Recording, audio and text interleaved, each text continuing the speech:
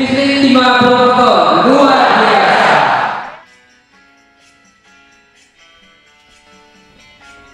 Malam para pasutri yang terkasih, selamat Hari Raya Pentakosta.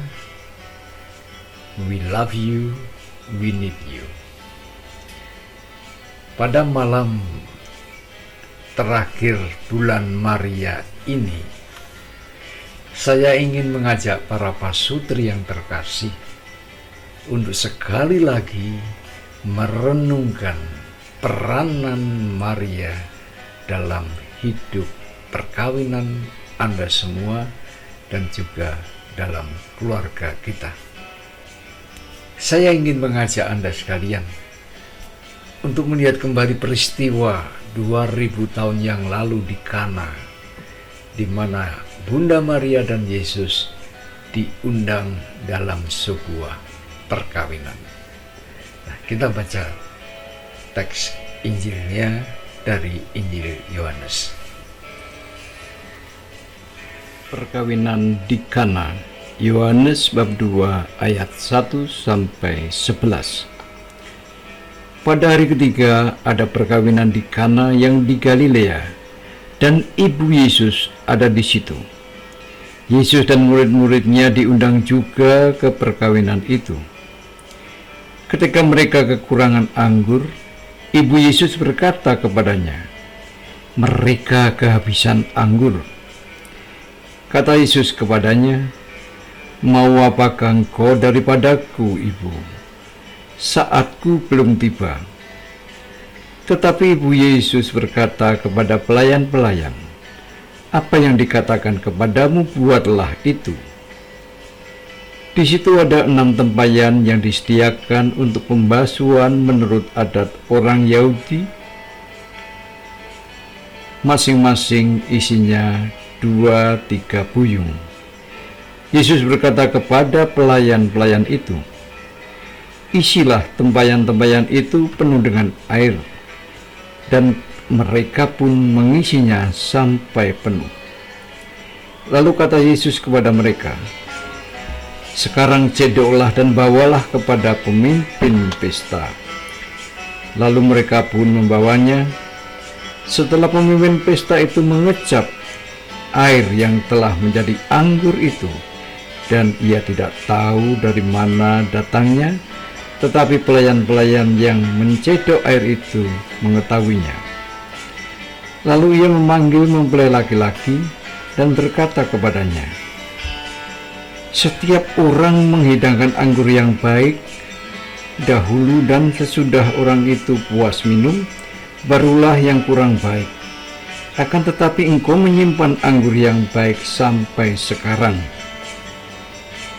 Hal itu dibuat Yesus di Kana yang di Galilea sebagai yang pertama kali tanda-tandanya, dan dengan itu ia telah menyatakan kemuliaannya, dan murid-muridnya percaya kepadanya.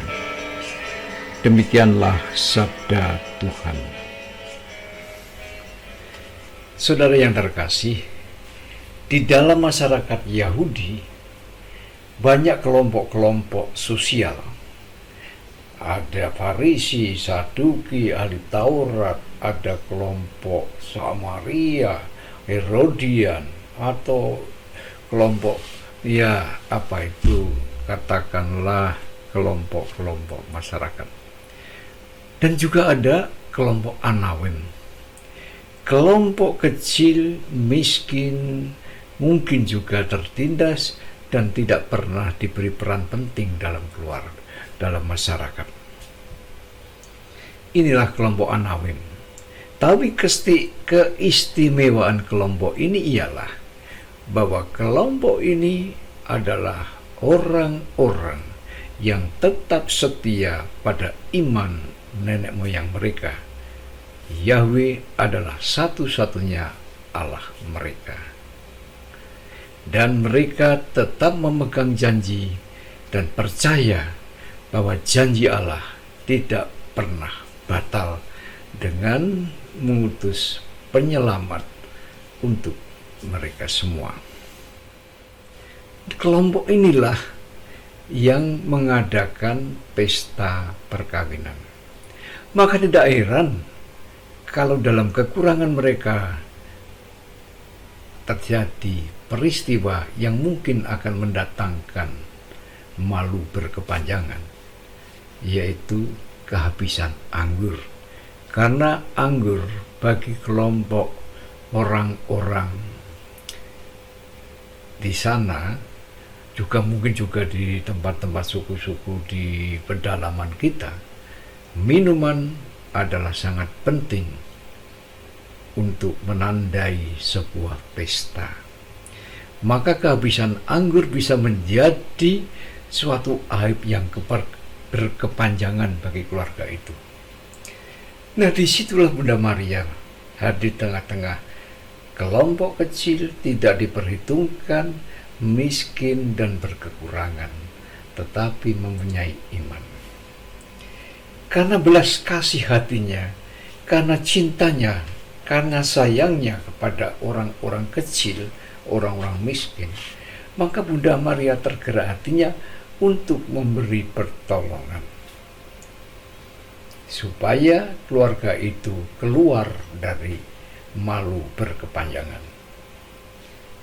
Yesus hadir, dan Bunda Maria tahu persis siapa pribadi Yesus. Maka ia minta tolong pada anaknya untuk membuat mukjizat menolong orang yang sedang mengadakan pesta ini dari malu berkepanjangan. Nah, apa yang terjadi ketika Bunda Maria meminta pada Yesus? Yesus menjawab, "Saatku belum tiba." Ini bisa kita tafsirkan begini. Saya menafsirkan secara pribadi ketika saya renungkan, mengapa Yesus mengatakan saatku belum tiba. Yesus tidak mau berbuat semena-mena atas kemauan, ambisi, maupun hal-hal lain yang mendorong dia supaya terkenal. Tidak. Saatku belum tiba karena ia sungguh-sungguh taat kepada kehendak Bapa. Kalau Bapa menghendaki, kalau saatnya terjadi, terjadilah. Karena apa yang dibuat oleh Yesus tidak lain adalah perwujudan dari apa yang dibuat oleh Allah. Maka dari itu permintaan Bunda Maria, karena belas kasih dan cintanya pada orang lain ini, dan diantar kepada Yesus, dan Yesus ketika mengatakan saatku belum tiba, tetapi setelah itu ia membuat mukjizat. Artinya atas permintaan orang yang mengasihi orang kecil, atas permintaan kasih sayang yang begitu besar kepada sesama, dan juga karena kehendak Bapa, maka terjadilah mukjizat air menjadi anggur. Saudara yang terkasih, permintaan seorang ibu tentu menjadi pertimbangan penting bagi anaknya. Demikian juga Yesus, tetapi Yesus tidak mau gegabah. Ia sungguh-sungguh harus mewujudkan kehendak Allah. Maka mukjizat yang terjadi karena iman, karena kasih sayang, dan karena kehendak Allah. Tanpa iman tidak ada mukjizat. Nah, sekarang bagi kita, dalam keluarga-keluarga kita, dalam pasangan kita, mungkin banyak yang kekurangan anggur. Anggur saling mengasihi, anggur penerimaan apa adanya, anggur kasih sayang, anggur pengampunan, anggur pelayanan, dan sebagainya. Mungkin saat ini keluarga kita kekurangan itu.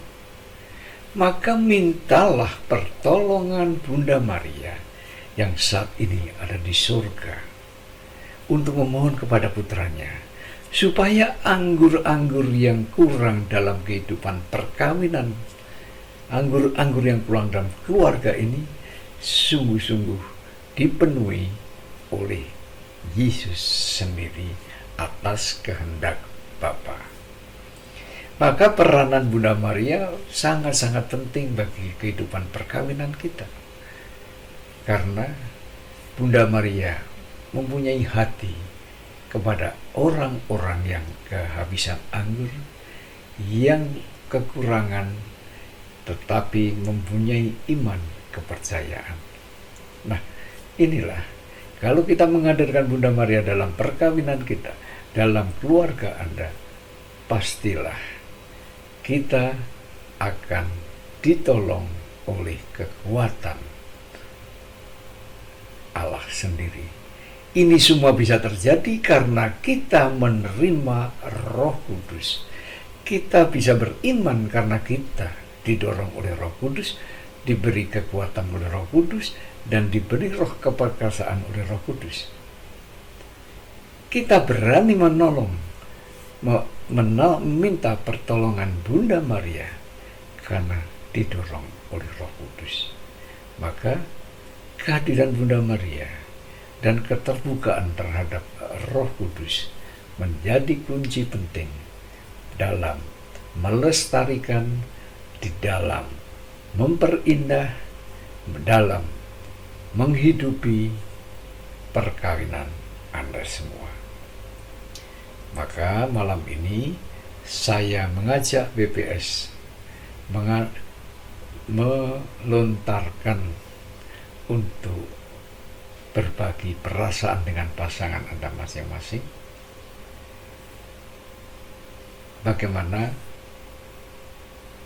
kitab suci ini menginspirasi Anda sebagai suami atau sebagai istri. Selamat malam, selamat ber-PPS. Saya doakan semoga pasangan Anda dan keluarga Anda dan Anda sendiri dilimpahi oleh berkat Allah yang Maha Kuasa, Bapa, Putra, dan Roh Kudus. Terima kasih. We love you. We need you.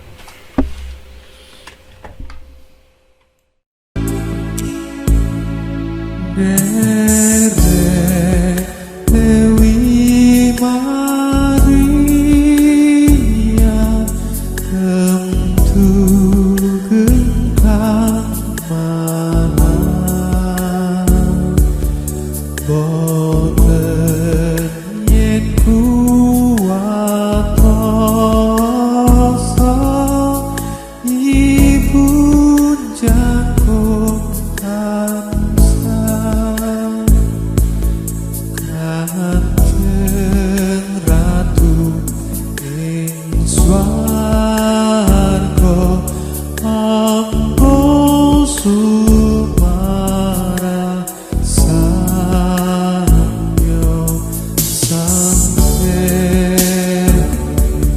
samperi Maestro